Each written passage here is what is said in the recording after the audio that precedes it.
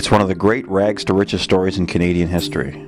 Joseph Lannin was born in Lac-Beauport, Quebec. Orphaned as a teen, he walked, according to legend, to Boston, Massachusetts to make his fortune. Working as a hotel bellhop, Lannin listened to tips from wealthy guests and by shrewd investments became a millionaire by the time he was 40.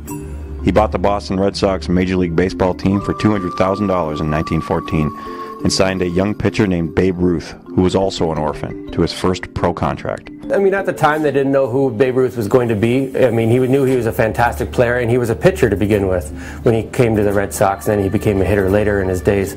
But he's one of the best pitchers in the game back then as well. And they didn't know what they had then, but they were pretty proud because obviously for that amount of money, and that trade to buy Babe Ruth would have been quite valuable to me.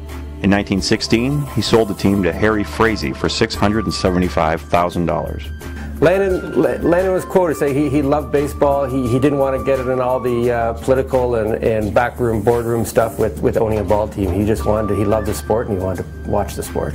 The new owner, who was also a Broadway producer, often sold off players to pay for his stage productions.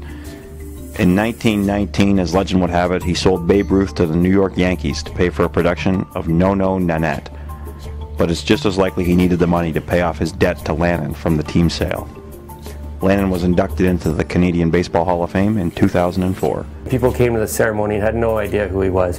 But he's a Canadian. He owned a Major League Baseball team. There's only been a couple of them that have ever owned a Major League Baseball team. He was successful and he ended up becoming a very rich, one of the wealthiest men in that part of the States throughout his life. And it's a great story to hear about. For QMI Agency, I'm Patrick Maloney.